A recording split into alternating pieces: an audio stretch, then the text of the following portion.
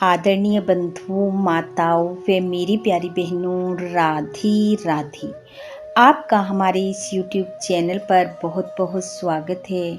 बंधुओं, आज हम इस वीडियो में भगवान भोलेनाथ के द्विजेश्वर अवतार की कथा सुनेंगे, जिसे सुनने सुनाने से भगवान महादेव की कृपा से सुखमय वैवाहिक जीवन की प्राप्ति होती है। कथा सुनने के बाद यदि आप हमारे चैनल पर नए हैं तो कृपया हमारे चैनल को सब्सक्राइब करें, बेल आइकन को प्रेस करें ताकि हमारी वीडियो की नोटिफिकेशन सबसे पहले आप तक पहुंचे। वीडियो को शेयर व लाइक भी जरूर करें। कथा के अनुसार प्राचीन काल में भद्रायु नामक एक महाप्रतापी राजा थे। वे भगवान शिव के परम भक्त थे। देवी कीर्ति मालिनी भद्रायु की पत्नी थी। अपने स्वामी के समान ही कीर्ति मालिनी की भी भगवान शिव में परम श्रद्धा एवं निष्ठा थी। एक बार बसंत काल में राजा रानी दोनों वन विहार के लिए वन में गए। भगवान शिव ने उनकी भक्ति और धर्म की परीक्षा करने के लिए द्विज दंपत्ति का रूप धारण कर लीला करने की इच्छा प्रकट की। उस समय वे स्वयं द्विज रूप में हो गए और मां पार्वती ब्राह्मणी बन गई।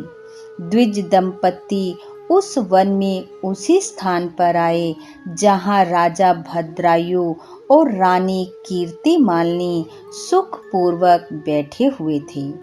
भगवान शंकर ने अपनी लीला से वहां एक मायामय व्याघ्र की रचना कर ली।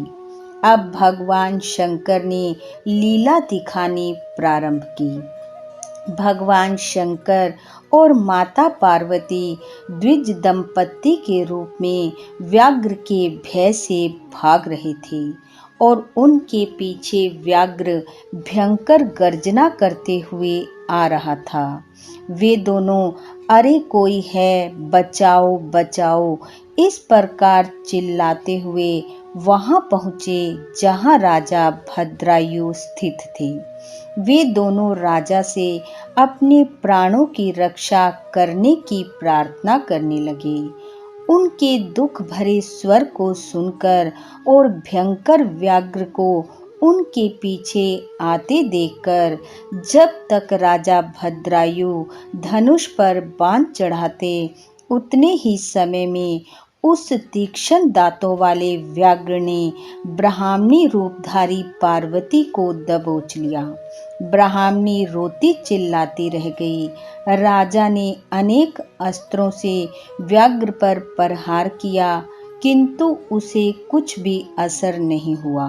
होता भी कैसे, उसे तो लीलाधारी भगवान ने अपनी माया से लीला के लिए ही बनाया था।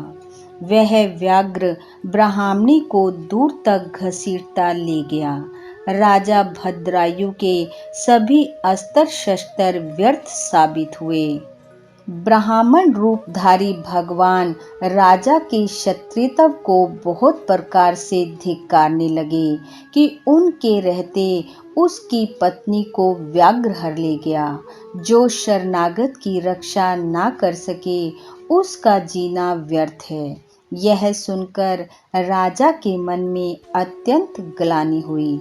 उन्हें अपना जीवन व्यर्थ लगने लगा।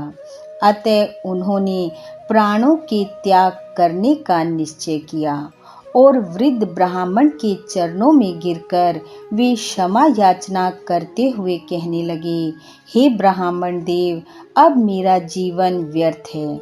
मेरा बल पराक्रम सब व्यर्थ हो गया। मैं देवी ब्राह्मणी को छुड़ा नहीं सका। अतः अब मुझे राज्य और समस्त वैभव आदि से कोई प्रयोजन नहीं है। इसलिए उसे आप स्वीकार करें और मुझे क्षमा करें।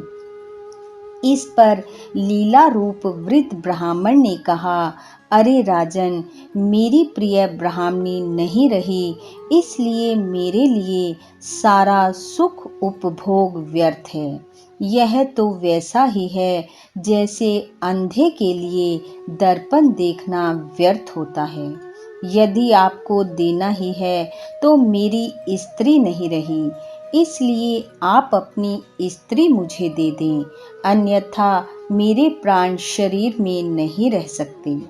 वृद्ध ब्राह्मण की बात सुनकर पहले तो राजा भद्रायु बड़े ही संकट में पड़ गए। उन्हें महान आश्चर्य हुआ।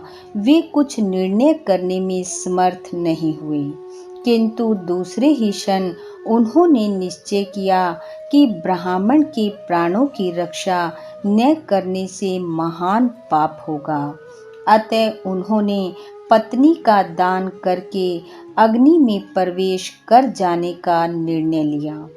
ऐसा निश्चय कर उन्होंने लकड़ियां एकत्रित की तथा अग्नि प्रज्वलित कर ब्राह्मण को बुलाकर अपनी पत्नी उन्हें दे दी और फिर भगवान शिव का स्मरण करके ज्यों ही राजा भद्रायु अग्नि में प्रविष्ट होने के लिए उदित हुए, त्यों ही लीलाधारी भगवान शंकर, जो द्विज रूप में थे, साक्षात शिव रूप में सामने आकर प्रकट हो गए। उनके 5 मुख थे, मस्तक पर चंद्रकला सुशोभित थी, जटाएं लटकी हुई थी। वे हाथों में त्रिशूल, खड्वांग, ढाल, पिनाक तथा अभय मुद्रा धारण किए हुए थे। वे वृषभ पर आरूढ़ थे। उनका मुखमंडल अद्भुत दिव्य प्रकाश की आभा से प्रकाशित हो रहा था। उनका वह रूप अत्यंत मनोरम और सुखदायी था। अपने आराध्य लीलाधारी भगवान शिव को अपने सामने पाकर राजा भद्रायु के आनंद की सीमा न रही। वे बार बार प्रणाम करते हुए अनेक प्रकार से उनकी स्तुति करने लगे। उस समय आकाश से फूलों की वर्षा होने लगी। देवी उमा भी वहां प्रकट हो गई।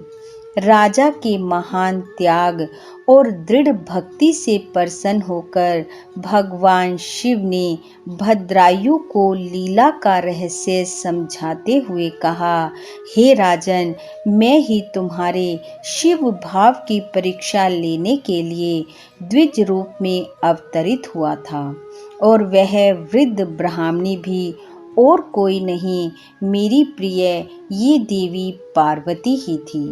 वह व्याघ्र भी मैंने लीला से ही रचा था। तुम्हारे धैर्य को देखने के लिए ही मैंने तुम्हारी पत्नी को तुमसे मांगा था। तुम्हारी पत्नी कीर्तिमालिनी और तुम्हारी भक्ति से हम अत्यंत प्रसन्न हैं। कोई वर मांगो। फिर शिव भक्ति का वरदान प्राप्त कर अंत में राजा भद्रायु और रानी कीर्तिमालिनी ने शिव सायुज्य प्राप्त किया। भद्रायु ने अपने माता पिता एवं कुल परंपरा और कीर्तिमालिनी ने भी अपने माता पिता एवं कुल परंपरा को शिव भक्त होने का वरदान पाया। इस प्रकार भगवान शिव ने अपने भक्त के कल्याण के लिए द्विज रूप होकर लीला की और द्विजेश्वर कहलाए। जो भी मनुष्य भक्ति भाव व श्रद्धा पूर्वक भगवान शिव के इस अवतार की कथा को पढ़ते सुनते व दूसरों को सुनाते हैं, वे सुख में वैवाहिक जीवन को भोग कर अंत में शिव धाम को पाते हैं। बोलो महादेव भगवान की जय। बंधु, भगवान महादेव की कृपा आप व आपके परिवार पर सदैव बनी रहे। आपका घर आंगन खुशियों से महकता रहे। इन्हीं शुभकामनाओं के साथ आप सबका बहुत बहुत धन्यवाद। राधे राधे।